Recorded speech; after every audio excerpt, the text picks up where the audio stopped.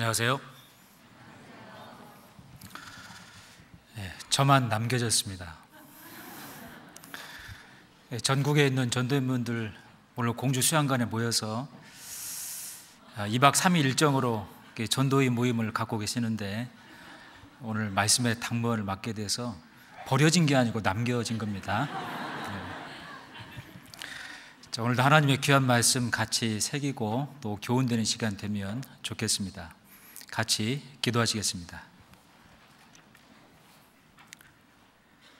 살아계시는 고마우신 아버지 하나님, 세상에 소망 없이 죄악 가운데 살아가던 저희들을 먼저 사랑해 주시고 우리 주님의 귀하신 보혈로 영원히 죄에서 구원해 주시고 천국 소망을 주심을 참으로 감사합니다. 어디에서 무엇을 하든지 잠시라도 그 사랑을 잊지 않고 살아갈 수 있도록 도와주시고 그 사랑과 복음을 담대하게 전하며 살아갈 수 있도록 인도해 주시며 우리의 입술뿐만이 아니고 우리의 삶으로도 주님의 그 크신 사랑을 전하며 살아갈 수 있도록 도와주시기를 원합니다. 오늘도 사랑하는 형제 자매님들, 하나님의 말씀 앞에 불러주심을 참으로 감사합니다. 오늘도 귀한 말씀을 통해 하나님이 원하시고 바라시고 또 기뻐하시는 뜻들을 말씀을 통해서 분명히 분별하고 생활 가운데 등불이 되고 힘과 능력이 될 수 있도록 인도해 주시옵소서. 오늘부터 시작이 되는 전도인 수련회에도 하나님 함께 주시고 모든 전도인 분들에게 주님의 사랑과 능력과 총명으로 채워주시고 담대하게 복음을 전하고 교회를 섬길 수 있도록 하나님 함께 해 주시기를 원합니다. 이어서 시작이 되는 2017년도 추계 수양회에도 인도되는 많은 영혼들 한 영혼도 잃어지지 않도록 도와주시고 그 영혼들 불쌍히 긍휼히 여겨주시고 자비를 베풀어 주시옵소서. 모든 영혼이 구원받고 기쁨 가운데 함께 하실 수 있도록 인도해 주시며 그 귀한 일을 위해서 함께 기도하고 협력하며 봉사하는 모든 손길 위에도 하나님의 크신 도우심과 은혜가 함께 하시기를 간절히 기도합니다. 또한 전 세계에서 복음을 전하시는 선교사님들, 또 그 가정, 또 가족들, 하나님의 크신 사랑과 능력으로 덧입혀 주시고 하나님이 맡기신 귀한 복음 전파의 사명을 최선을 다할 수 있도록 어려움이 없도록 잘 감당할 수 있도록 하나님 도와주시기를 원합니다. 오늘도 함께하는 모든 시간 주 성령님께서만 인도해 주시옵소서. 언제나 저희를 사랑하시는 예수 그리스도의 이름으로 기도드렸습니다. 아멘. 마태복음 20장 말씀을 보시겠습니다.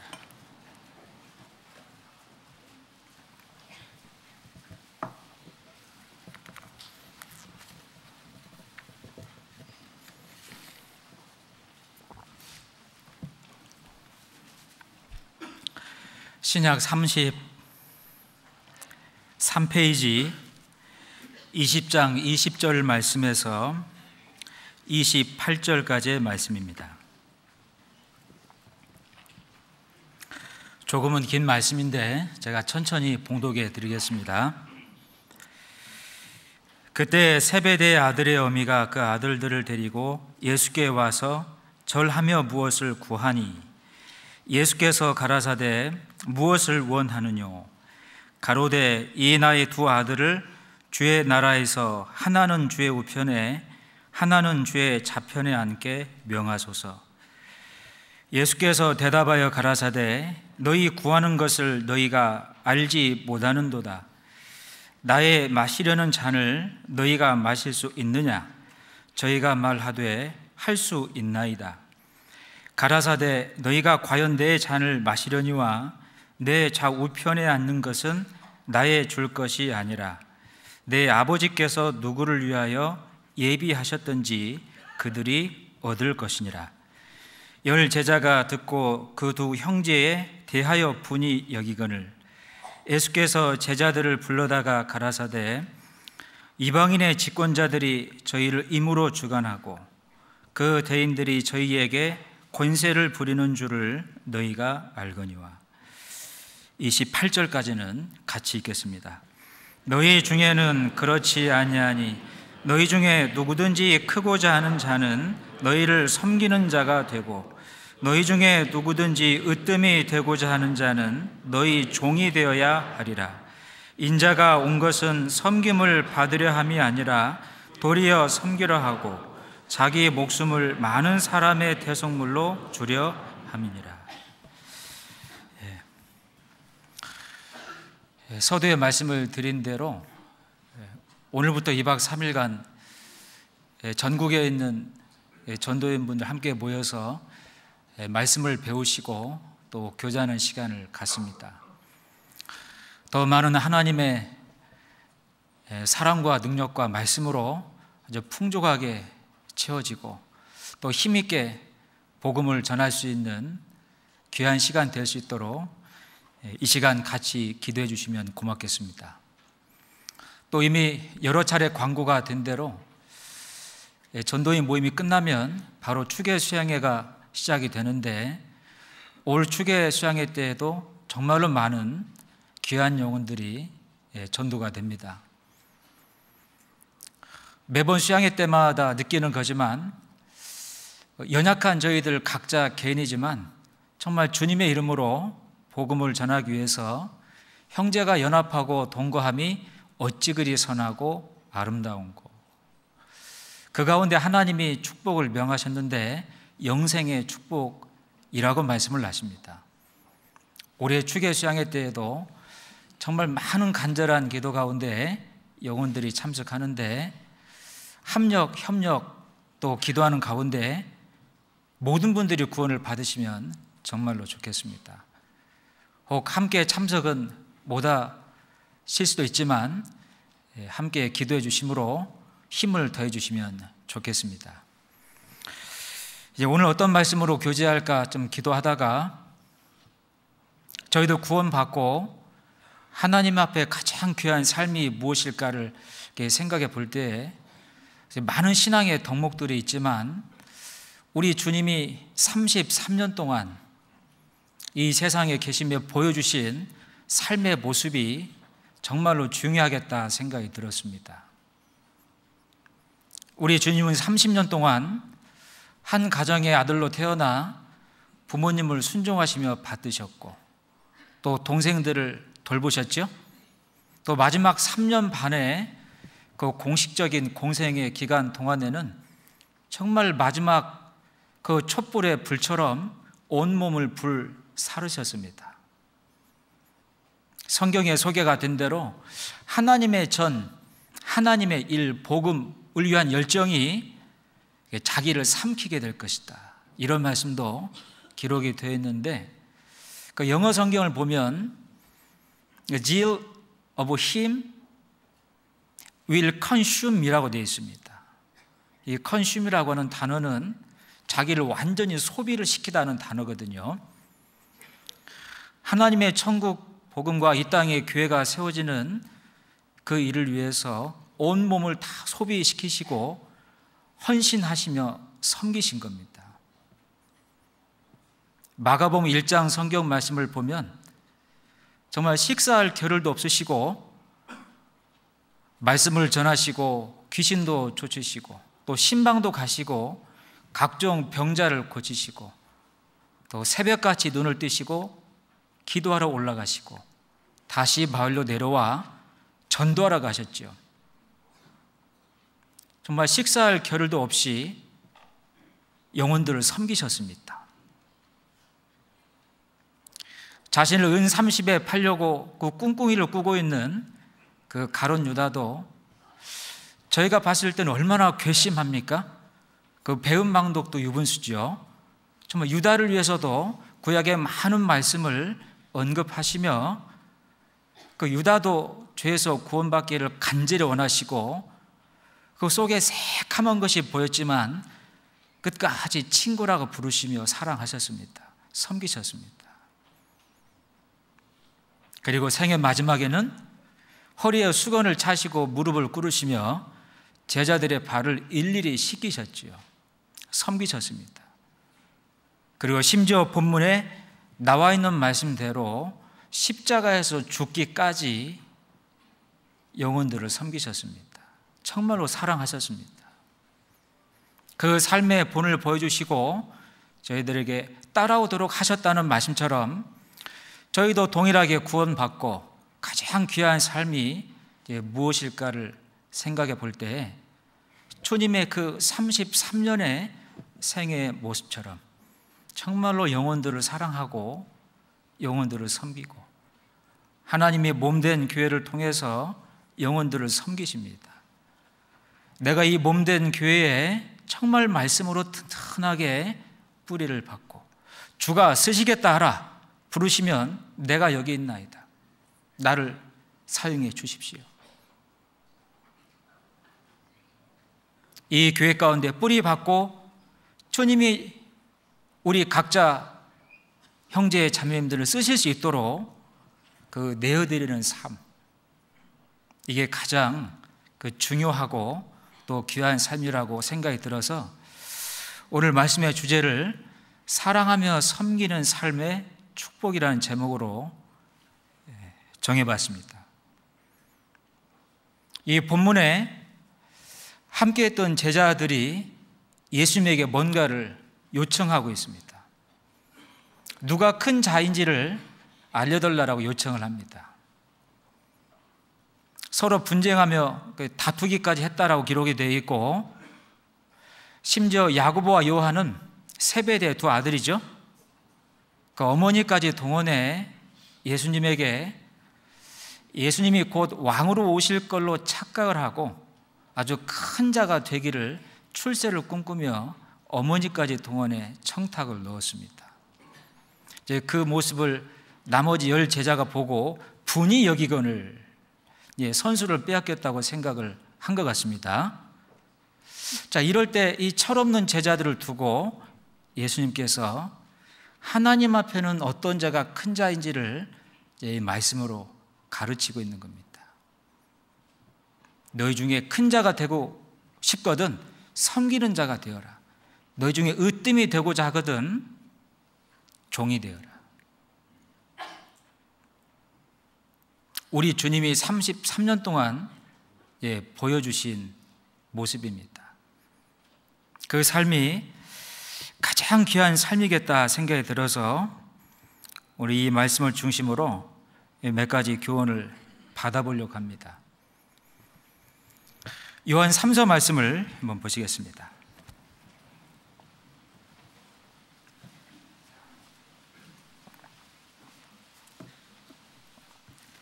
요한 3서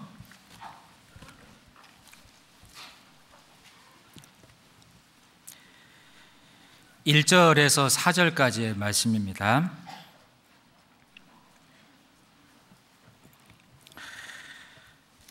신약 396페이지입니다. 장로는 사랑하는 가이오 곧 나의 참으로 사랑하는 자에게 편지하노라. 사랑하는 자여 내 영혼이 잘됨같이 네가 범사에 잘되고 강건하기를 내가 간구하노라. 형제들이 와서 내게 있는 진리를 증거하되 네가 진리 안에서 행한다 하니 내가 심히 기뻐하노라.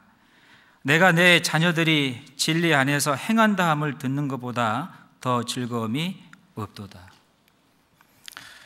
여러분 아시는 대로 사도 요한은 5권의 성경을 기록했습니다. 요한복음, 요한 1, 2, 3서, 요한계시록. 사랑하며 섬기는 삶에 대해 가장 많이 기록을 한 사도라고 생각을 합니다.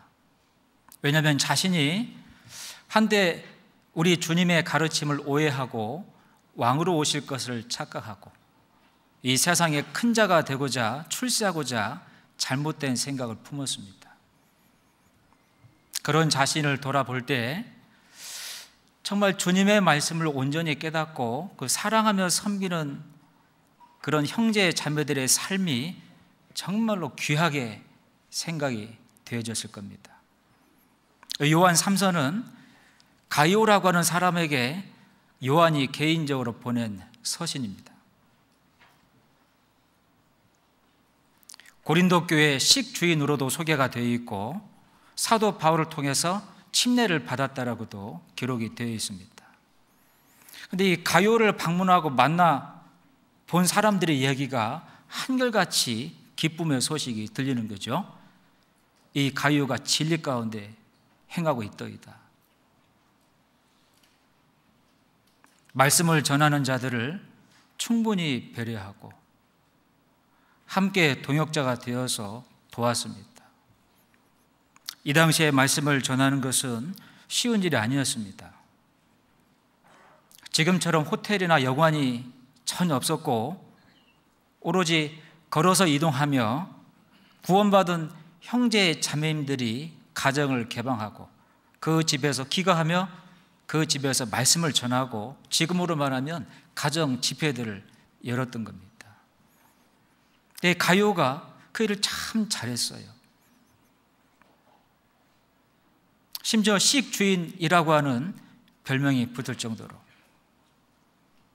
구원을 받은 형제 자매들을 아마도 집에 초대해 음식으로 대접하고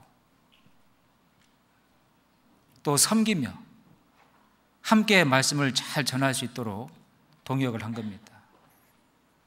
말씀을 전하시는 분들이 새의 몸통이라면 새는 반드시 날개가 있어야 됩니다. 날개가 없이는 나를 수가 없지요. 함께 그 일을 도왔던 많은 동역자들이 있습니다. 날개가 되어 주었습니다. 힘있게 복음을 전했습니다. 사도 바울은 40년 가까이 목이 잘려 순교를 당하는 순간까지 정말로 힘있게 복음을 전했습니다. 물론 하나님의 능력과 도우심이 함께했지만 주위에 정말 그 일을 귀하게 여기고 형제 자매들을 사랑하고 섬기는 동역자들이 정말로 많았습니다. 그런 면에서는 사도 바울은 정말로 행복한 사람인 것 같습니다. 그 일에 앞장섰던 사람이 가이오입니다. 가이오, 네가 정말로 진리 가운데 행하고 있구나. 이 가이오가 진리 가운데 행하고 있다라고 칭찬을 한 것은 주님의 말씀을 깨닫고 그 말씀을 통해서 정말 값진 삶이 무엇인가를 알고서 행했다는 것을 알 수 있습니다. 저희가 말씀을 듣고 깨닫는 것은 정말로 중요하죠. 세상에 낚시 좋아하는 사람들이 참 많던데 여기 앉아있는 분들 중에도 낚시 좋아하시는 분들 계십니까? 제가 볼 때에는 죄송한 표현인데 세상에서 제일 할 일 없고 재미없어 보이는 게 낚시처럼 보이던데 근데 또 이 낚시를 좋아하시는 분들 말씀은 그렇지가 않더라고요. 한번 질문을 해봤는데 도대체 무슨 재미로 낚시를 합니까? 이 낚시를 던져놓고 그 입질이 온다고 하잖아요. 그 입질을 느낄 때 희열이 대단하답니다. 그 심지어는 이 낚시 가운데 입질이 올 때 희열은 논 한마지기하고도 안 바꾼답니다. 논 한마지기가 200평이거든요. 지금 시가로 800만 원이 넘어요.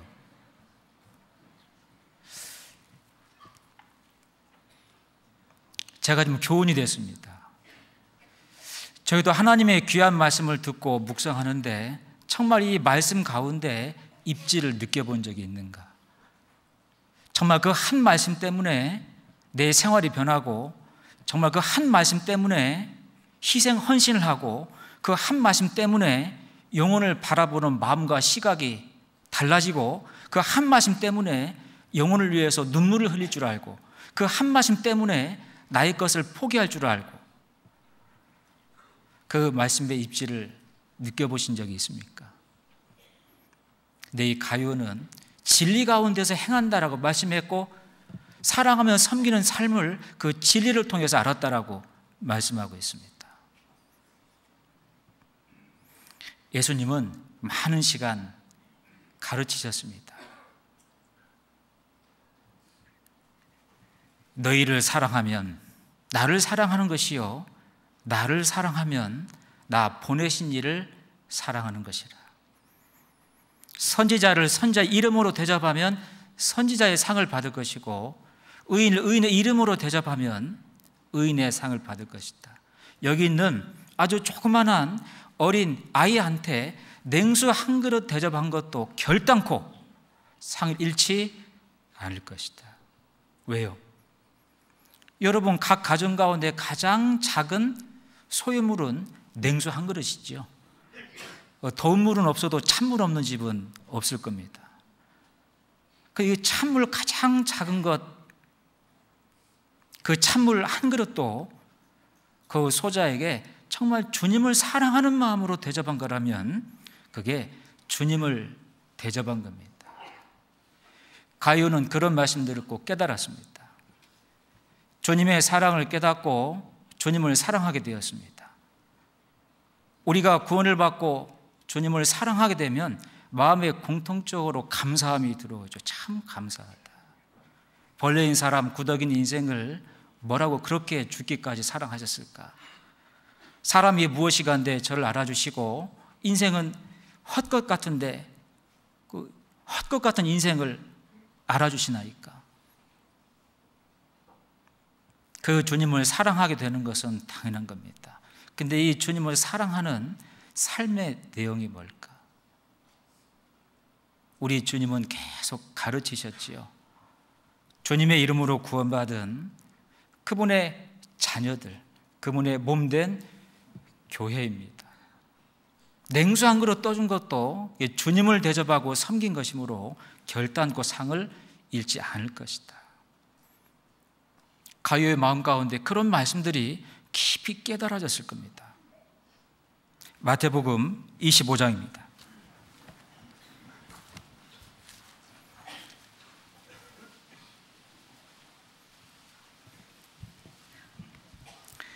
마태복음 25장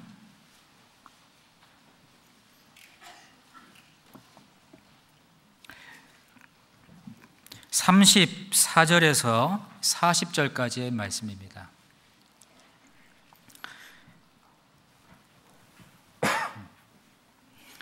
마태복음 25장 34절로 40절까지의 말씀을 제가 읽어드리겠습니다.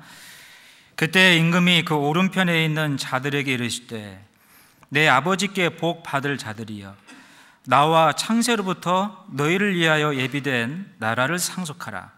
내가 줄일 때 너희가 먹을 것을 주었고 목마를 때 마시게 하였고 나그네 되었을 때 영접하였고 벗었을 때 옷을 입혔고 병들었을 때 돌아보았고 옥에 갇혔을 때 와서 보았느니라. 이에 의인들이 대답하여 가로되 주여 우리가 어느 때에 주의 줄이신 것을 보고 공개하였으며 목마르신 것을 보고 마시게 하였나이까? 어느 때에 나그네 되신 것을 보고 영접하였으며 벗으신 것을 보고 옷 입혔나이까? 어느 때에 병드신 것이나 옥에 갇히신 것을 보고 가서 배웠나이까? 하리니. 40절을 같이 읽죠.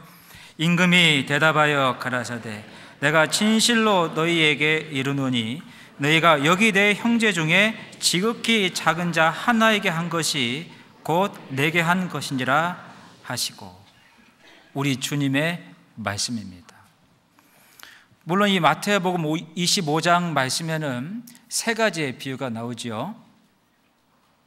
열처녀의 비유와 달란트의 비유, 그리고 읽었던 말씀에 오른편의 선자와 왼편의 선자에 관한 말씀이 기록되어 있습니다.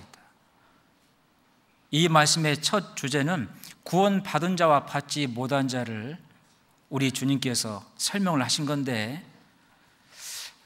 방금 읽은 본문은 추가적인 교훈이 있다고 생각이 듭니다. 자, 오른편의 선자들, 하나님의 의로운 편, 구원받은 자들이죠. 창세 전부터 예비가 된 영영한 나라와 축복을 상속하라. 물론 천국은 맡아놓은 당상이고 또 다른 영광과 축복이 있다는 것을 말씀하셨는데 그 삶에 대해서 이야기하고 있습니다. 너희들이 내가 병들었을 때 와서 돌보았고 줄일 때 먹을 것을 주었고 감옥에 갇혔을 때 와서 돌보았으며 내가 목이 마를 때 와서 물을 주었다. 주님, 제가 언제 그런 적이 있습니까? 저희가 주님을 그렇게 대한 적은 없는데요. 말씀하시기를 진실로 너희에게 이르노니 너희가 여기 내 형제 중에 지극히 작은 자 하나에게 한 것이 곧 내게 한 것이니라 하시고, 주님의 피로 구원받아 한 몸이 된 이 몸된 교회 형제 자매들입니다. 정말 말 한마디를 건넬 때에도 함께 봉사 교제할 때에도 정말 주님을 사랑하는 마음으로, 제가 런던에 있을 때 유독 이사하는 분들이 많이 계셨는데 도와주러 갔을 때 굉장히 미안해 하셔요. 목사님 바쁘실 텐데요, 또 힘드실 텐데요, 허리가 좀 안 좋은데요, 허리도 아프실 텐데요. 제가 그렇게 대답을 해요. 주님을 섬기는 마음으로, 정말로 주님을 사랑하는 마음으로 함께 도우려고 왔습니다. 저 상 받는 일인데 방해하지 마세요. 말 됩니까? 그럼요.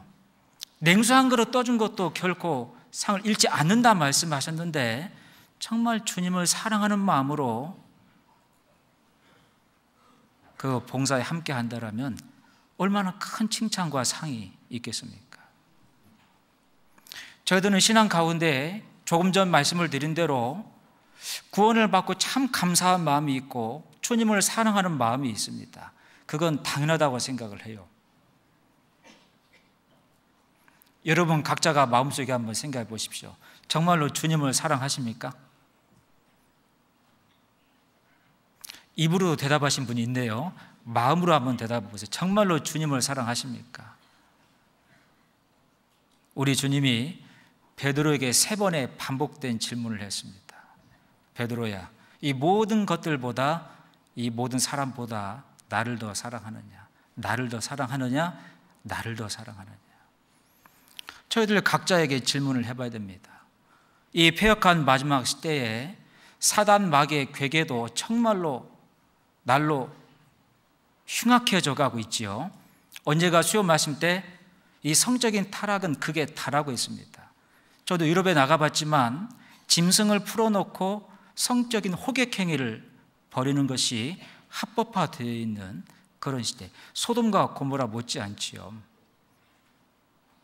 이 마지막 패역한 시대, 주님 오실 날 얼마 남지 않은 시대에 가장 우리에게 필요한 것, 그 영적인 치열한 싸움에 가장 중요한 것은 정말로 네가 나를 더 이 모든 사람의 모든 것들보다 사랑하느냐.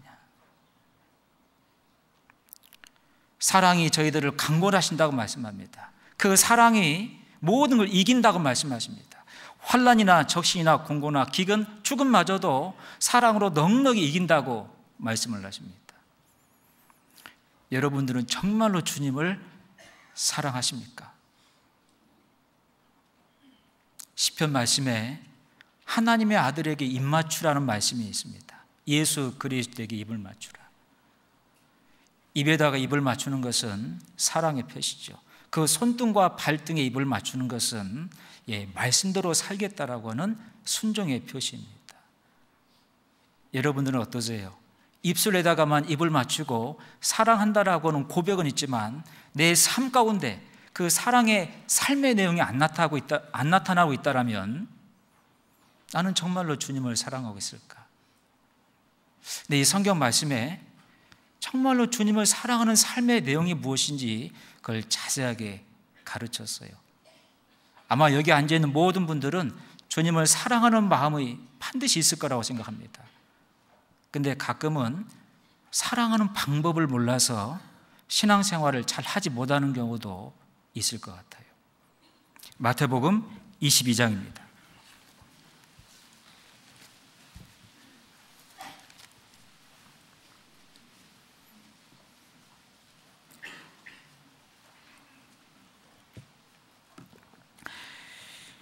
22장 37절에서 40절까지의 말씀입니다.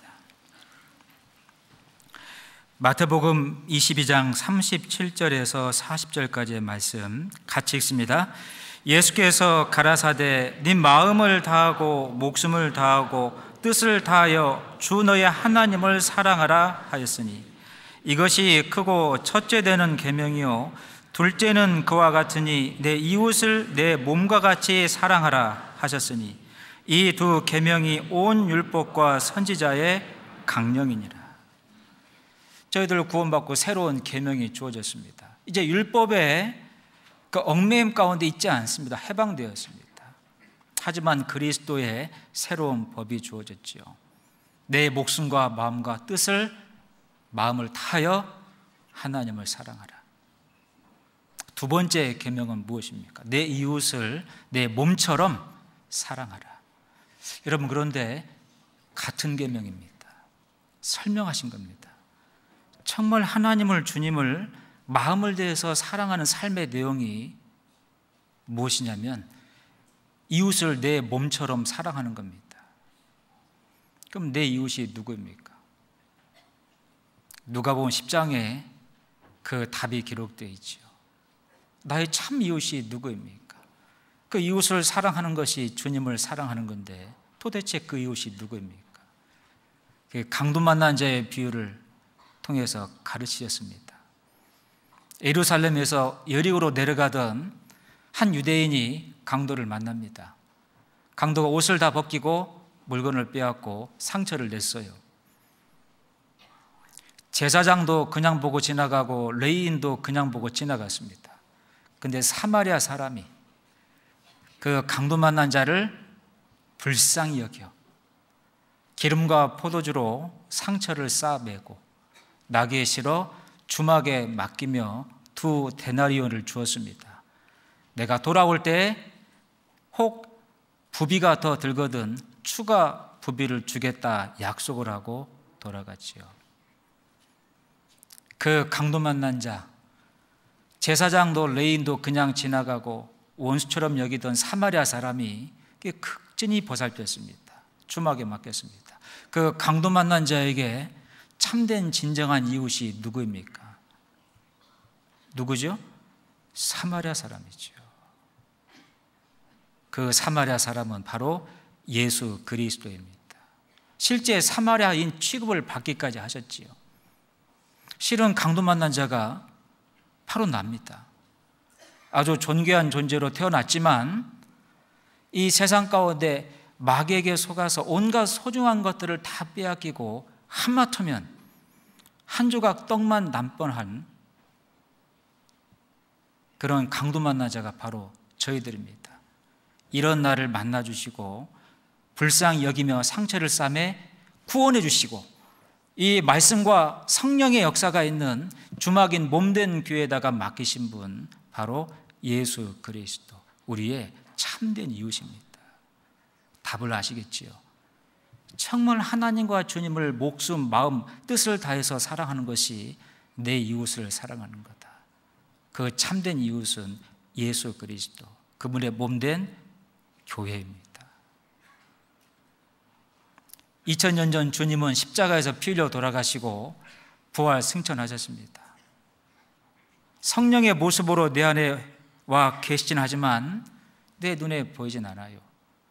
네, 그분을 정말로 사랑할 수 있는 사랑의 대상을 말씀하셨는데 바로 그분이 세워가시는 그분의 몸된 교회인 겁니다. 그게 정말로 주님을 사랑하는 거예요. 여러분, 저희들은 이 몸된 교회를 정말로 소중하게 귀하게 여겨야 됩니다. 여러분이 구원받은 우리 몸된 교회가 아니면 저를 어디에서 말씀 듣고 구원을 받을 수 있겠습니까? 이 몸된 교회가 아니면 어디에서 영혼들을 전도할 수 있겠습니까? 여러분, 이 몸된 교회가 아니면 어디에서 저희들이 삶이 변화가 될 수 있겠습니까? 이 몸된 교회는 생명이 있는 것이고 또 생명을 탄생시키는 분만실 같은 것이고 어머니 같은 것입니다. 정말로 소중한, 우리가 사랑을 해야 되는 대상입니다. 하나님이, 주님이 교회를 얼마나 소중하게 여기셨는지 성경에 곳곳 소개가 되어 있어요. 이 교회의 소유주가 누구라고 말씀하시죠? 하나님이십니다. 하나님이 교회의 소유주라고 하는 것은 이 교회가 얼마나 중요한 곳인지를 설명하고 있지요. 고린도 성경 말씀에 구원받은 너희는 하나님의 밭이요 일하시는 곳이니까요. 너희는 하나님의 집이요 계시는 곳이니까요. 너희는 하나님의 성령의 성전이요 거룩한 곳이니까요. 그러니까 하나님의 소유로 말씀하신 것은 정말로 소중한 것이다 그 말입니다. 이 교회를 이 땅에 만드시기 위해서 그분의 피를 흘리셨습니다. 하나님이 직접 인간의 몸으로 내려오셨고 피를 흘리셨어요. 하나님이 자기 피로 사신 교회를 치게 하셨다는 말씀이 기록이 되어 있지 않습니까? 이 땅에 교회를 만들어 가시는 주님의 정말로 안타까운 마음을 볼 수 있는 말씀도 여러 군데 있습니다. 누가복음 9장을 한번 보겠습니다.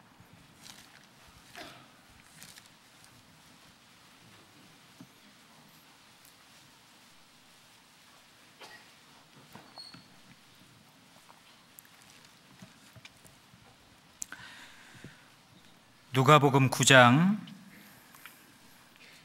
57절 58절 말씀입니다. 신약 109페이지. 길 가실 때 혹이 여짜오되 어디로 가시든지 저는 좋으리이다. 58절 같이 읽죠. 예수께서 가라사대 여우도 굴이 있고 공중에 새도 집이 있으니 인자는 머리 둘 곳이 없도다 하시고. 우리 주님이 주무실 곳이 없다는 말씀이 아니죠. 머리 둘 곳이 없다 그 말은 그분의 몸된 교회가 이 땅에 세워지고 있는데 그날을 정말로 기다리고 계시다는 말씀입니다. 하다못해 공중에 새도 집이 있고 여우도 찾아 들어갈 굴이 있는데 인자는 머리 둘 곳, 이 몸된 교회가 아직 완성되지 않았다는 겁니다. 제가 영국 런던에 있을 때 시내에 여우들이 많아요. 그 자정이 넘어가면 한 12시, 1시 정도 되면 그 쓰레기통을 뒤지고 있는 여우들을 자주 볼 수 있습니다. 아주 조그만하게 언뜻 볼 때 고양이처럼도 보여요. 근데 신기하게 그 많은 여우가 안 믿겨지세요? 가보셔야 되는데 진짜 나와 있습니다. 길거리에 그 개체수가 너무 많아서 정부에서 지금은 골치를 앓고 있어요. 쓰레기통을 뒤지고 가끔은 어린아이를 공격하는 사례도 벌어지고 있습니다. 근데 날이 밝으면 그 많이 나왔던 여우들이 어디론가 들어가 있어요. 보이지 않습니다. 정말 그거 보면 그 여우도 들어가 쉴 공간이, 그 집이 있다는 거지 않습니까? 우리 주님은 머리 둘 곳이 없도다. 예, 창세 전부터 하나님이 계획하신 게 이 교회입니다. 요한복음 17장에 예수 그리스도의 간절한 기도가 소개가 되어 있죠. 겟세마네 동산에 십자가의 기도를 앞두시고 먼저 하신 기도가 요한복음 17장의 기도입니다. 아버지, 창세 전에 우리가 사랑을 나눴던 것처럼, 창세 전에 우리가 교제를 나눴던 것처럼 이 땅에 교회가 세워질 텐데 하나가 되게 해 주옵소서. 하나가 된 것을 지키게 해 주옵소서. 요한복음 17장 전체가 그 기도입니다. 하나님이 이 세상을 만드시기 전부터 성부, 성자, 성령 삼위 하나님이 사랑을 나누시고 교제를 나누신 결과가 바로 이 땅의 교회를 만드시는 겁니다. 하나님이 인간의 몸을 입고 이 세상에 오신 것도 교회 때문이고 그 비참한 채찍을 120대를 맞으신 것도 교회 때문입니다.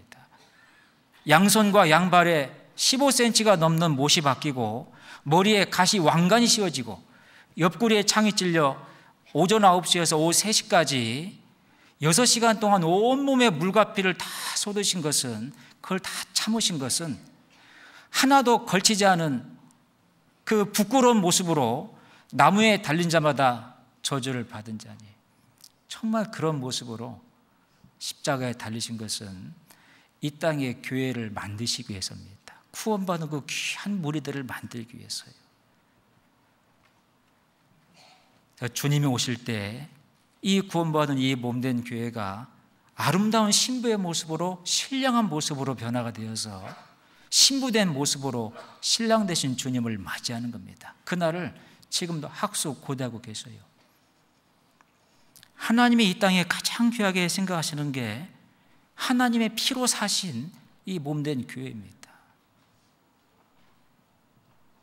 저도 구원받고 이 교회가 무엇인지에 대해서 많이 고민했던 것 같습니다.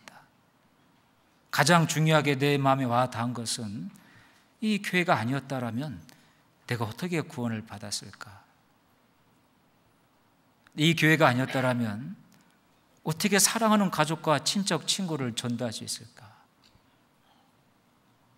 저희들은 이 교회에서 탄생을 했습니다. 구원을 받았어요. 그 사도 바울의 서신서를 보면 너희가 진리의 말씀으로 나았느니라 라는 말씀이 여러 번 기록이 되어 있죠. 특별히 갈라디아 성경 말씀에는 이 구원받은 무리 예루살렘 성으로 말씀하시고 어머니라는 표현도 기록이 되어 있습니다. 왜 어머니라고 표현을 하신 거냐면 날 낳으신 곳이니까요. 제가 그거 생각할 때 교회는 이유 불문하고 정말로 소중한 것이구나. 이제 곧 명절 때 여러분들 고향을 내려가실 겁니다. 저도 한국에 들어와 고향을 바로 다녀온 적이 있는데 부모님을 뵀어요. 특히 어머님의 얼굴에 주름살이 많이 생기셨고 귀가 더 어두워지셨고 보청기를 차용치 않으시면 잘 들을 수가 없습니다. 귀가 아담하셔요. 작다고 하긴 좀 그렇고 아담하십니다. 정말 육신적인 모습으로 뵀을 때는 볼품이 없으십니다. 그런데 나를 낳아주신 어머님 그 하나 그 자체만으로도 정말로 존경을 받으시는 그런 분이지 않습니까? 정말로 사랑을 해야 되는 이 몸된 교회가 그런 어머니 같은 곳입니다. 다소 부족함이 있을 수도 있고 흠이 있을 수도 있어요. 왜? 아직 완성이 안 됐으니까요. 공사판에 바닥에 시멘트를 타설했습니다. 아직 굳지 않았어요. 누가 지나가다가 푹 발이 빠졌네요. 누가 이런 곳에 이런 시멘을 발라놨어? 할 수 있습니까? 왜? 아직 완성이 안 됐으니까요. 이 몸된 교회도 아직 완성이 안 됐기 때문에 흠이 있을 수도 있고 허물이 있을 수도 있습니다. 그런데 나를 낳아주신 어머니 같은 것, 분만실 같은 것인 것을 생각할 때 그 사실 하나만으로도 정말 존경을 하고 사랑을 해야 되는 것입니다. 우리가 혹 교회를 판단하고 교회에 대해서 부정적인 생각을 혹시라도 갖는다라면 저는 그렇게 표현하고 싶어요. 어머님 얼굴에 침을 뱉는 격이라고. 우리가 정말로 하나님을, 주님을 마음을 다해서 사랑하는 것은 주님의 몸된 교회를 사랑하는 겁니다. 그게 주님을 사랑하는 삶의 실질적인 내용이에요. 여러분 사도 바울을 보세요. 얼마나 많은 고난을 받았습니까? 40에 하나 감암매를 5번을 맞고 3번 태장에 맞고 강도의 위험과 동족의 위험, 40명의 동족이 바울을 죽이려고 결사대를 조직했어요. 시퍼런 칼을 들고 쫓았습니다. 헐벗고 굶주리고 춥고 배고팠습니다. 그 모든 육신적인 고난은 다 고사하고 어떤 근심과 염려가 바울 마음 가운데 있었습니까? 몸된 교회를 위한 염려라. 우리 주님의 남겨져 있는 고난을 그분의 몸된 교회를 위하여 내 육체에 채우노라. 그게 주님을 정말로 사랑하는 삶이었습니다. 빌립보 성경 말씀에는 정말 이 고난 가운데 복음을 전하니 빨리 주님 앞에 가고 싶다, 솔직한 마음과 고백도 기록이 되어 있죠. 하지만 너희를 위하여 이 땅에 있는 것이 좋으니, 주님의 몸된 교회를 위해서 복음을 전하고 교회가 완성되는, 그 교회를 섬기는 그 일을 위해서 남아있는 것이 좋다라고 고백하고 있습니다. 그래서 우리 주님의 남겨진 고난을 내 육체에 채운다라고 말을 했고, 구원받은 형제 자매들에게도 너희 속에 예수 그리스도의 형상 이루기까지 내가 또 해산하는 수고를 한다. 그래서 자기를 돌로 때려 죽인 그 루스드라 지역에 또 다시 들어가죠. 거기에 구원받은 형제 자매들이 있고, 그 소중한 형제 자매들 교회를 섬기기 위해서 자기를 돌로 때려 죽인 지역을 또 들어갑니다. 그 주님을 사랑하는 마음으로 그렇게 생애를 보낸 겁니다. 저희들 생활 가운데에도 주님을 사랑하는 삶의 내용이 있어야 됩니다. 그분의 몸된 교회를 사랑하는 겁니다. 고린도후서 5장을 보겠습니다.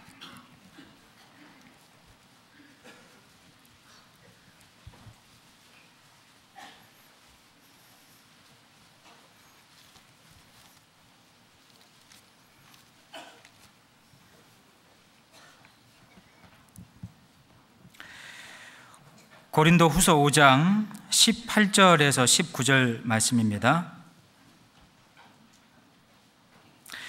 모든 것이 하나님께로 났나니 저가 그리스도로 말미암아 우리를 자기와 화목하게 하시고 또 우리에게 화목하게 하는 직책을 주셨으니 이는 하나님께서 그리스도 안에 계시사 세상을 자기와 화목하게 하시며 저희의 죄를 저희에게 돌리지 아니하시고 화목하게 하는 직책을, 말씀을 우리에게 부탁하셨느니라.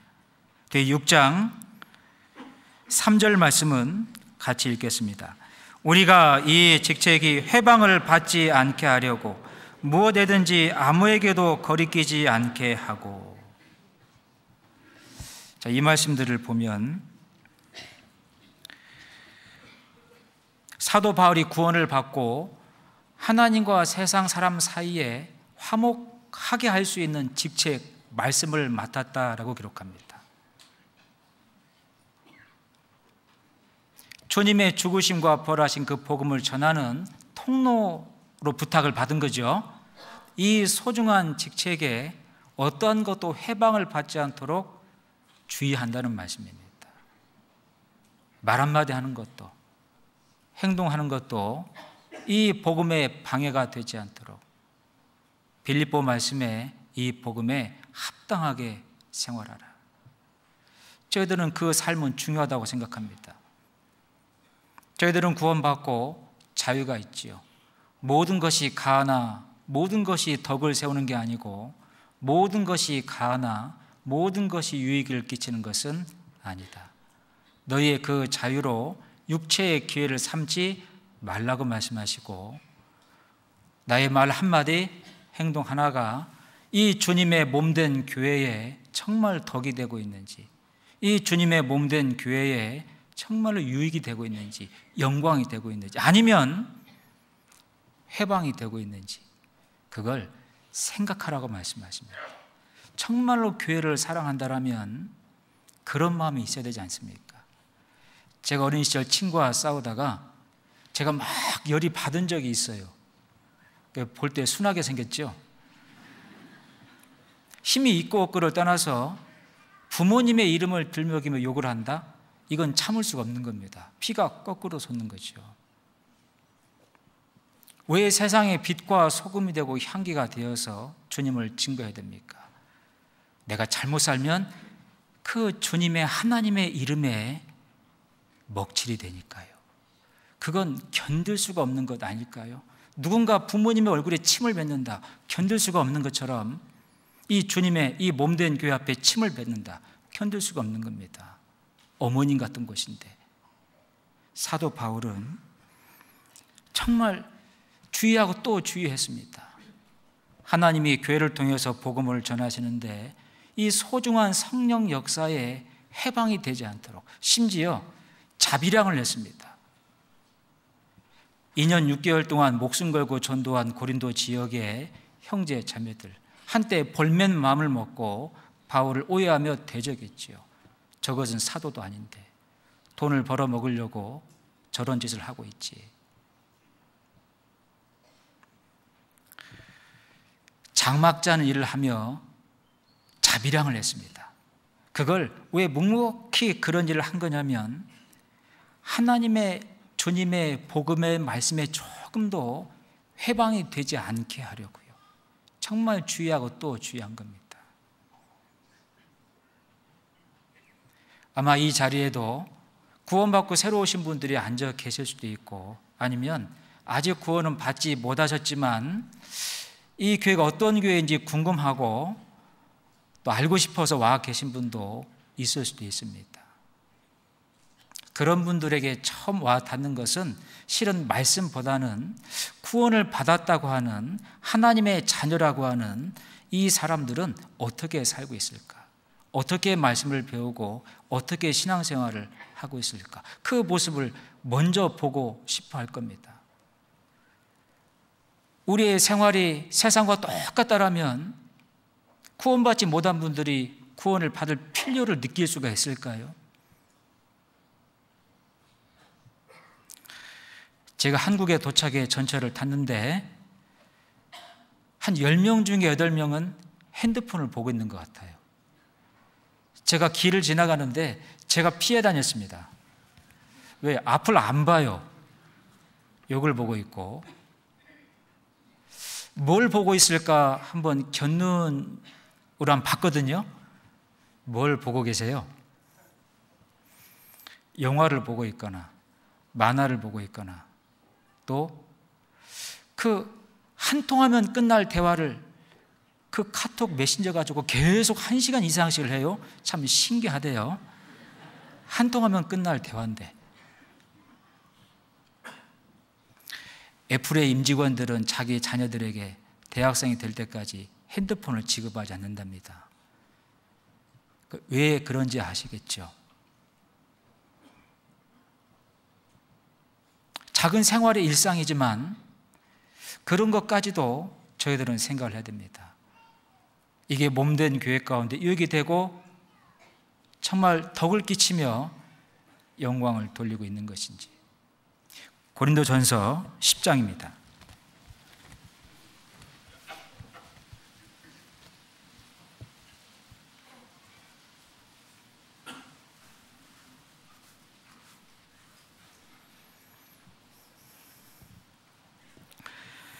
(23절) (24절입니다) 고린도전서 10장 23절 24절입니다. 같이 읽죠. 모든 것이 가하나 모든 것이 유익한 것이 아니요 모든 것이 가하나 모든 것이 덕을 세우는 것이 아니니 누구든지 자기의 유익을 굳지 말고 남의 유익을 구하라. 31절에서 33절까지의 말씀입니다. 그런즉 너희가 먹든지 마시든지 무엇을 하든지 다 하나님의 영광을 위하여 하라. 유대인에게나 헬라인에게나 하나님의 교회나 거치는 자가 되지 말고 나와 같이 모든 일에 모든 사람을 기쁘게 하여 나의 유익을 굳지 아니하고 많은 사람의 유익을 구하여 저희로 구원을 얻게 하라. 영혼들이 전도가 되어서 말씀 듣고 구원을 받을 수 있는 곳, 그 생명이 탄생하는 곳, 이 몸된 교회, 어머님 같은 곳, 분만실입니다. 이 가운데 먼저 구원받은 저희들 정말 주님을 사랑하고 교회를 사랑하는 마음으로 모든 것이 가지만 덕을 세우고 있는지, 정말 유익을 세우고 있는지, 말 한마디, 행동 하나에도 세심하게 살펴보고 돌아봐야 됩니다.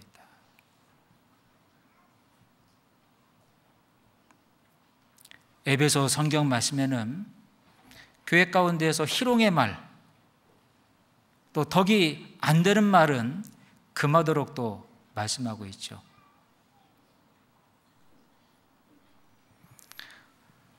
저들 일상 가운데 또 교제에서 교제 가운데 혹 그런 말들을 할 수도 있습니다. 주의하셔야 되겠죠. 우리가 정말로 주님을 사랑한다고 하는 것은 이 몸된 교회를 사랑하고 이 교회의 영광을 위해서 내가 사는 겁니다. 굳이 우주의 법칙으로 말씀을 드리자면 천동설이 아니고 지동설입니다. 지구가 태양 중심을 도는 거지 태양이 지구를 중심으로 도는 게 아니죠. 내가 교회를 위해서 구원받고 퍼즐이 맞춰져 있는 것이지 나 때문에 교회가 존재하는 것은 아닙니다. 나는 이 몸된 교회를 위해서 하나님의 영광을 나타내기 위한 하나의 퍼즐로 저희들을 구원하시고 정말 열매를 맺힐 수 없는 돌 감나무인 저희를 이 몸된 교회에 참 감람나무에 접을 붙여서 아주 충실한 열매가 맺히도록 저희들을 두신 겁니다. 그리고 이 몸된 교회 가운데 우리 형제 자매님들 정말로 사랑하셔야 됩니다. 평안에 매는 줄로 하나 되게 하신 것을 힘써 지키라 말씀하셨는데 하나 되게 하신 걸 정말 힘써 지킬 수 있는 것은 사랑의 힘밖에 없습니다. 정말 사랑은 힘이죠.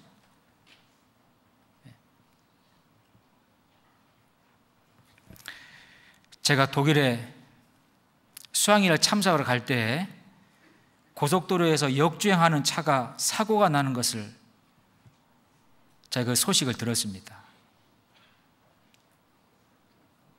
나중에 이제 소식을 들어보니까 그 삶의 비관을 느끼고 실은 삶을 포기하고자 역주행을 한 건데 정말 안타까운 소식인데 어떤 생각이 들었냐면 정말 그런 분도 주님의 사랑을 진정으로 깨닫고 마음에 새길 수 있다라면 그 모든 슬픔을 이길 수 있는 그 힘을 받을 수도 있을 텐데 그분 마음에 얼마나 많은 슬픔과 그런 고통이 있었을까.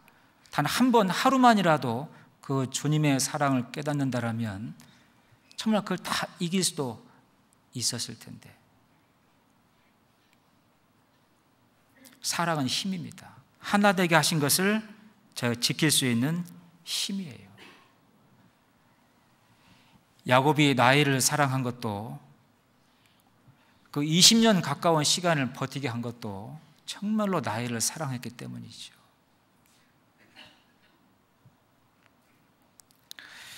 제가 광주에 있을 때 그 자매하고 있었던 일이 기억이 나는데요.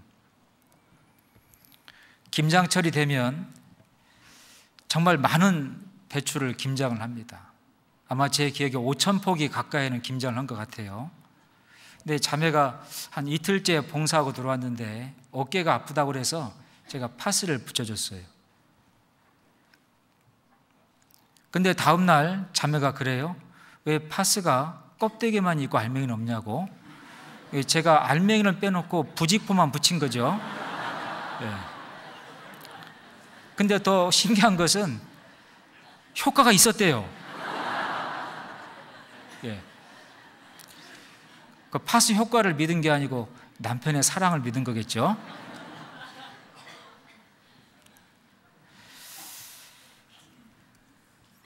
사랑은 힘이라고 생각합니다. 그 사랑을 정말로 진정으로 받는 사람들은 내리사랑이란 말이 있는 대로 그 사랑을 전하게 되어 있습니다. 그래서 하나님이 두신 자연의 법칙 가운데는 그 사랑이 정말로 존재하지 않습니까? 여러분 가끔 영상에 보는 대로 황제의 펭귄은 새끼를 낳으면 그 암컷이 먹이를 구하러 60일 동안을 나가 있는데 영하 80도의 풍속 100km의 그 추운 겨울날 수컷이 자기 배 밑에 털 속에다가 그 알을 품고 버틴다고 하죠. 정말로 추운 그 바람에 가끔은 죽는 어미가 있다고 합니다. 60일이 지나면 그 아이가 그 털 속에서 부화가 돼서 깨어나요. 근데 이 새끼가 나중에 성장을 하면 또 그렇게 새끼를 발 위에 올려두고 60일 동안을 영하 80도 풍속 100km 견디는 겁니다. 그 자연 가운데도 그 내리사랑이 있지 않습니까? 이 몸된 교회 가운데에도 정말로 그런 사랑이 있어야 됩니다. 어떨 때 사랑을 해야 됩니까? 여러분, 사랑에는 세 가지가 있다고 얘기하는데, 만약의 사랑, 때문에 사랑, 그럼에도 불구하고 사랑. 여러분들은 어떤 사랑을 하고 계세요? 이 몸된 교회 가운데에서. 또 어떤 사랑을 해야 될까요? 만약의 사랑은 뭐죠? 만약에 네가 나를 사랑하면. 때문에 사랑은요, 네가 나를 사랑하기 때문에. 그런데 세 번째, 그럼에도 불구하고 사랑은 나한테 있는 사랑이 아닙니다. 그건 하나님에게, 주님에게 받은 사랑입니다.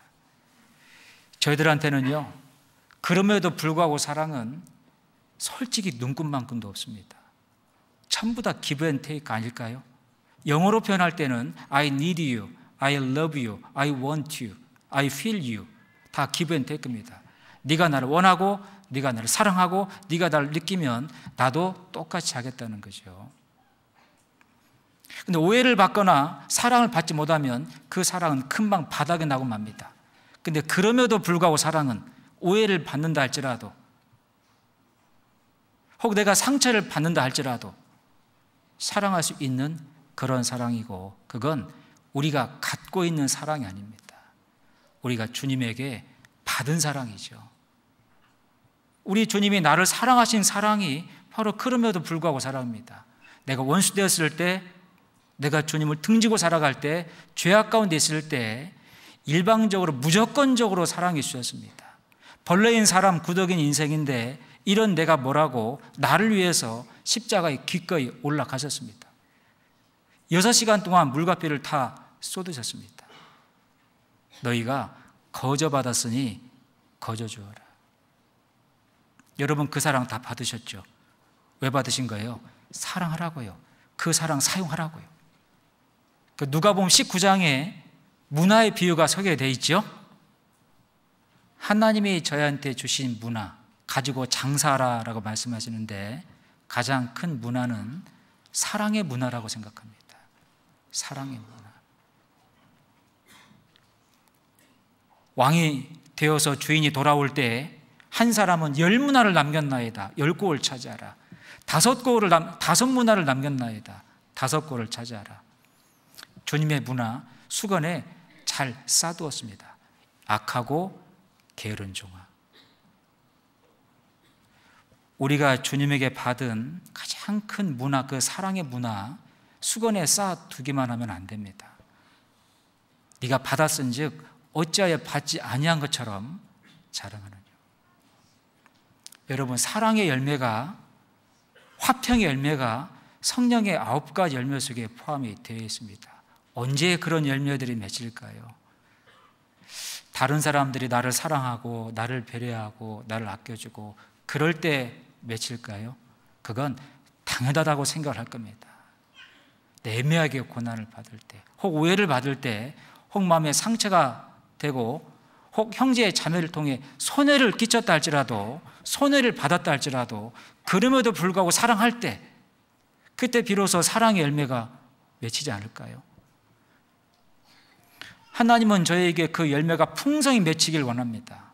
그 상황 가운데 두실 때가 많아요. 그럼에도 불구하고 사랑해야만 되는 그 상황 속에서 주님 주신 사랑 가지고, 그 말씀 가지고 몸부림칠 때 마치 긴 추운 겨울을 뚫고 새싹이 나오고 꽃이 피며 드디어 열매가 맺히는 것처럼 우리 신앙 가운데에도 사랑의 열매가 맺힙니다.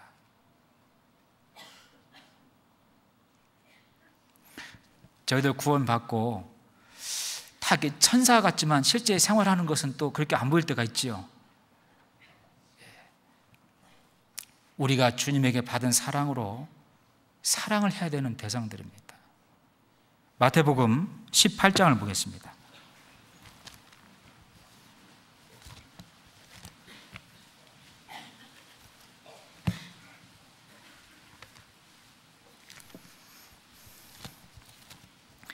마태복음 18장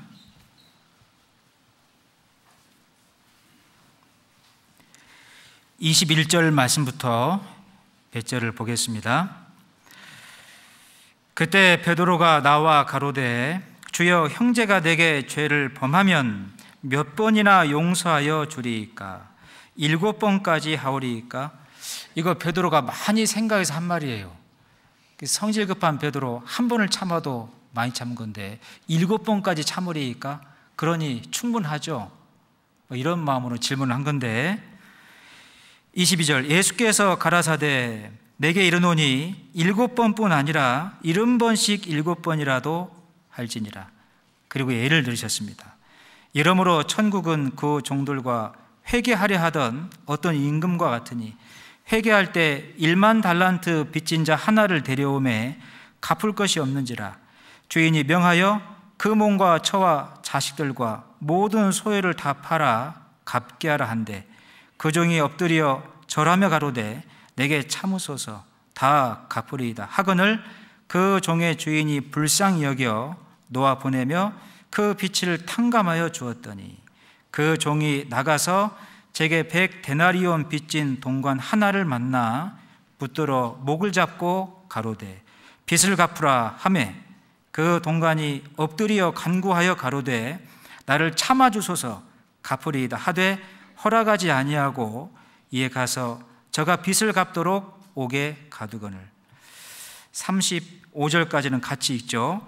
그 동관들이 그것을 보고 심히 민망하여 주인에게 가서 그 일을 다 고하니, 이에 주인이 저를 불러다가 말하되 악한 종아, 내가 빌기에 내가 네 빚을 전부 탕감하여 주었거늘 내가 너를 불쌍히 여김과 같이 너도 내 동관을 불쌍히 여김이 마땅치 아니하냐 하고, 주인이 노하여 그 빚을 다 갚도록 저를 옥졸들에게 붙이니라. 너희가 각각 중심으로 형제를 용서하지 아니하면 내 천부께서도 너희에게 이와 같이 하시리라.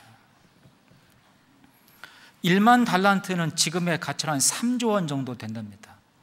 그 어마어마한 돈을 탕감받았다면 100데나리온, 한 500만 원 정도, 그 빚진 자를 그 탕감하고 용서해 주는 것이 받은 사랑으로 생각한다면 마땅하지 않겠습니까? 마찬가지로 저희가 주님에게 받은 사랑은 뭐 1만 달란트 탕감받은 거겠습니까? 영원한 지옥 형벌에서 천국 갈 수 있도록 그 죄를 다 용서받았는데, 어느 형제가, 어느 자매가 나에게 마음에 아픔을 주고 혹 오해하고 상처를 입혔다 할지라도 정말 주님을 사랑할 수 있는 기회로 마음에 생각하고 정말로 주님을 사랑하는 마음으로 내가 받은 그 주님의 큰 그 용서의 사랑을 생각하고 충분히 용서할 수 있지 않을까요? 고린도 성경 말씀에는 네가 용서하지 않으므로 그 형제 마음에 너무 근심거리가 되지 않도록 하라. 그건 주님이 근심하는 거지 않습니까? 차라리 네가 손해를 보는 것이 낫지 아니하냐. 차라리 네가 아픔을 겪는 것이 낫지 아니하냐. 그게 손해 보는 게 아니고 우리가 주님 앞에 갔을 때 잘하였도다, 착한 종아, 그 문화를 가지고 남기는 겁니다. 저희는 주님이 주신 그 사랑으로 형제의 자매를 대하고 사랑한 것뿐인데 정말 잘했다라고 10고를 5고를 또 맡기시는 겁니다. 이 주님의 몸된 교회를 사랑하고 이 몸된 교회 가운데 정말로 형제의 자매를 사랑하는 것, 주님이 33년 동안 보여주신 삶입니다. 본을 끼치셨고 저희에게 그대로 따라오도록 말씀하셨습니다. 왜? 가장 큰 축복이니까요.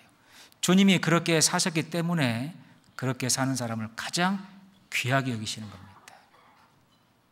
그리고 마지막으로 우리가 주님에게 정말로 쓰임받는 삶에 대해서도 저희가 생각할 수 있어야 됩니다. 골로새서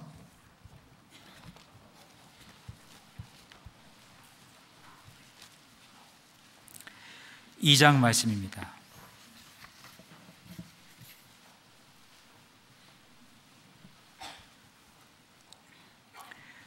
골로새서 2장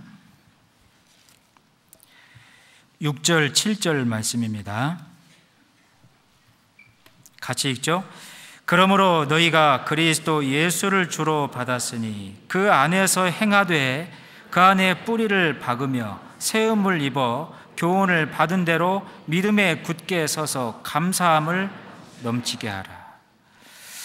너희가 그리스도 예수를 주로 받았으니 그 안에서 행하되, 예수 그리스도 그분의 몸된 교회 가운데서 행하되 그 안에서 뿌리를 박으며 세움을 입어 교훈을 받은 대로 믿음에 굳게 서라.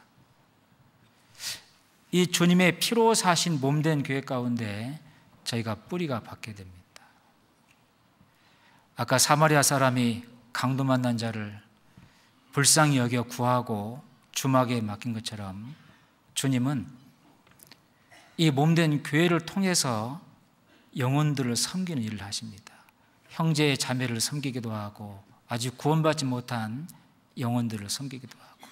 근데 내가 이 교회 가운데 뿌리가 박혀 있지 않고 내가 주님에게 쓰임받도록 내어드리지 않는다라면 섬길 수가 없지요. 정말 주님이 교회를 통해서 영혼들을 섬기기를 원하는데 내가 교회 가운데 뿌리가 박혀 있지 않다. 아까 말씀한 대로 주님이 예루살렘 성에 입성할 때 그 낙이 새끼를 하나 가지고 와라. 주인이 묻거든 뭐라고 대답하리까? 주가 쓰시겠다 하라.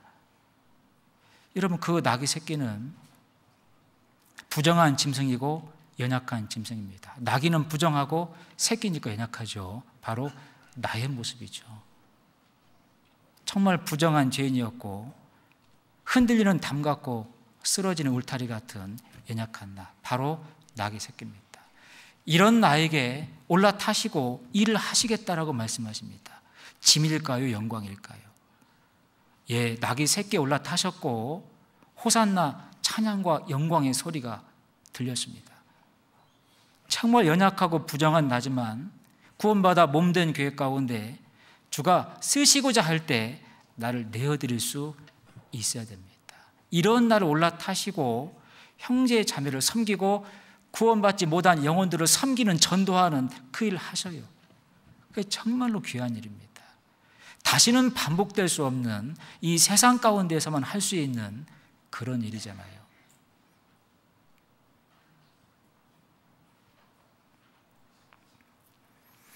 예수님이 12 제자와 함께 천국 복음을 전하셨습니다. 매번 매 순간 오병이어의 기적을 벌이신 것은 아니죠.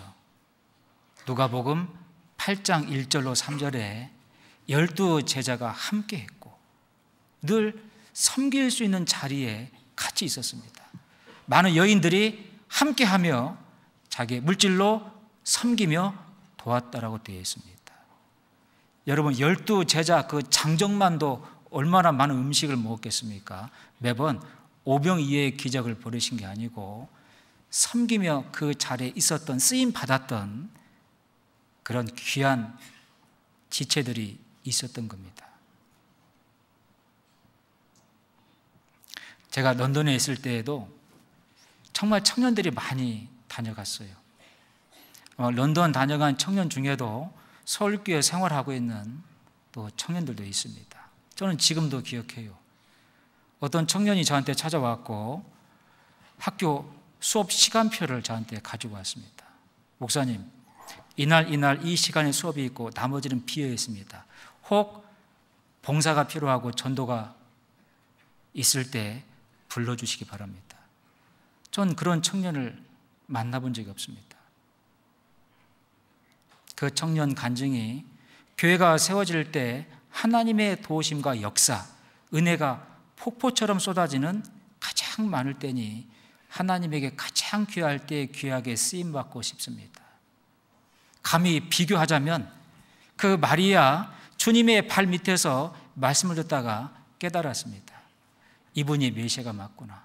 나를 위해서 십자가에 한 마리 어린 양처럼 죽으러 오셨구나. 정말로 그 주님을 사랑하게 되었고 그분의 죽으심을 내가 먼저 장사드려야지. 가지고 있던 가장 귀한 그 향유를 옥합을 깨고 머리에서 발끝까지 부어 머릿결로 다 닦아드리며 염을 해드렸습니다. 장사 지냈습니다. 그 자리에 있었던 종교인들, 어쩌면 예수를 죽이고 모의를 꿈꿨고 철없는 제자들, 누가 큰 자인지 다투고 있던 그때에 그 마리아는 그 비싼 향유를 주님에게 부어 그분의 죽으심을 기념해 드렸습니다. 얼마나 큰 축복이 주님을 명하셨죠? 이 여인이 행한 일을 기록하여 복음이 전해지는 곳마다 기념하도록 하라. 그런 축복이 어디 있습니까? 정말 섬기는 그 자리, 섬기는 그 일에 쓰임받기를 원했습니다.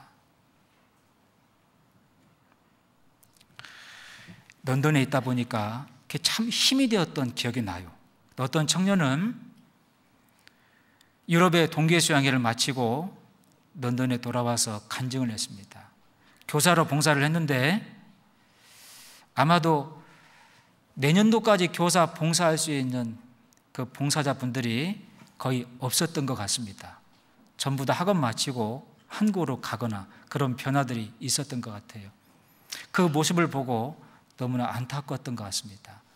런던에 돌아와 간증하기를 하나님께서 절대 손해를 보시는 분이 아니니 이 유럽의 교회들을 위해서 반드시 하나님의 방법으로 교사를 세우실 겁니다. 누군가 쓰시겠죠. 누군가 세울 겁니다. 하지만 그 누군가가 내가 되었으면 좋겠습니다. 부모님은 구원을 받지 못하셨고 여러 가지 어려운 상황들이 있었습니다. 근데 정말 자원하는 마음으로 다시 런던에 들어와 쓰임받고 복음 전하며 교회를 섬길 수 있는 기회를 같이 기도 부탁을 했어요. 그러고 나갔다가 정말 비자 받아 다시 얼마 전에 런던에 들어간 소식을 들었습니다. 누가 그 형제의 마음에 굳이 그럴 필요가 없다고 얘기할 수가 있겠습니까? 고린도후서 8장 말씀에 할 마음이 있으면 너희 속에 있는 마음을 받으실 터이요 없는 마음을 받지 않으시겠다 말씀했고 우리의 자원하는 심령을 받으시겠다고 말씀을 하십니다.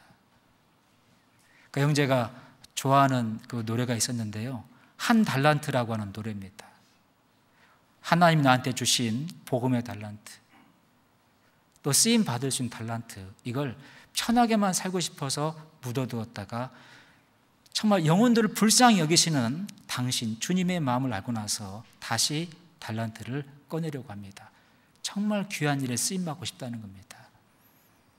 제가 그 가사가 너무 좋아서요, 가사를 적어왔거든요. 노래를 부르라 하시면 노래는 부를 수는 없고, 자, 가사만, 이제 끝나는 시간이 다 됐는데요, 가사만 한번 낭독해 드리겠습니다. 내가 가진 것이 다른 사람보다 작아 보여서 나는 당신이 주신 달란트를 묻어두었습니다. 당신이 돌아오기까지 그저 편하게만 살고 싶어서 나는 당신의 주신 달란트를 묻어두었습니다. 성경을 통해 들려주시던 당신의 마음을 알고 나서 묻어두었던 달란트를 다시 꺼내려 합니다. 어떻게 쓰실지는 모르지만 당신께서 주신 귀한 선물, 값없이 내 정성 다하여 주 위해 쓰고 싶습니다. 주님 다시 오셔서 나를 만나 주실 때까지, 잘하였도다 나를 안아주실 때까지. 여러분들은 어떻습니까?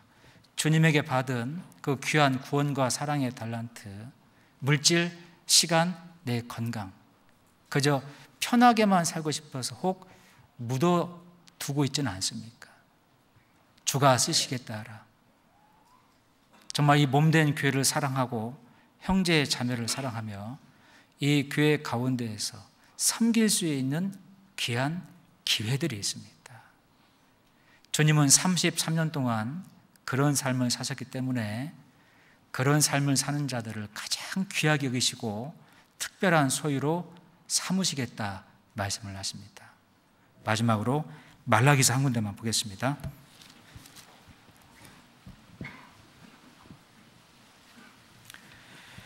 말라기서 3장입니다.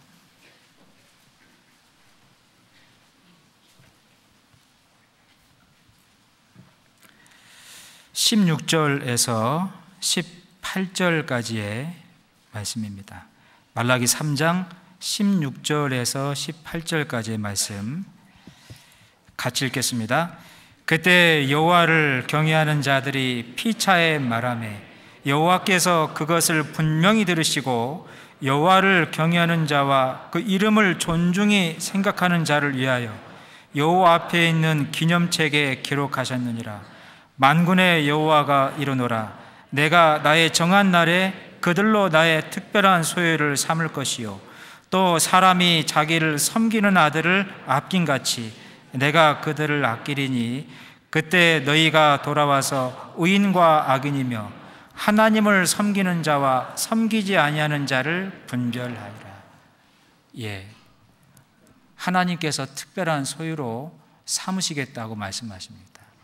저희들은 주님 앞에 갔을 때 하나님 앞에서 두 가지의 질문을 받을 거라고 생각해요. 하나님이 저희들한테 주신 그 달란트들, 시간, 물질, 건강마저도 무엇을 위해서 어떻게 사용했는지, 또 하나님의 아들 예수 그리스도, 그분의 몸된 교회를 어떻게 대했는지, 그 두 가지의 질문은 반드시 받을 거라고 생각합니다. 왜? 가장 귀한 삶이니까요. 기도하시겠습니다. 사랑이 많으신 아버지 하나님, 오늘도 귀한 시간 우리 주님이 33년 동안 참으로 영혼들을 사랑하고 또 섬기셨던 삶의 본을 보이신 것처럼 구원받은 저희들 주님의 몸된 교회를 사랑하고 형제 자매를 사랑하며 또 섬기는 그 귀한 일을 위해서 쓰임 받을 수 있도록 하나님 늘 함께 해주시고 도와주시기를 원합니다.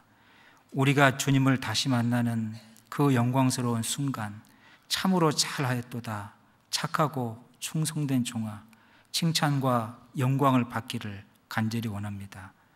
돌아가는 발걸음도 하나님 안보해 주시기를 원하오며 저희를 죄악 가운데에서 구원해 주신 예수 그리스도의 이름으로 기도드렸습니다. 아멘.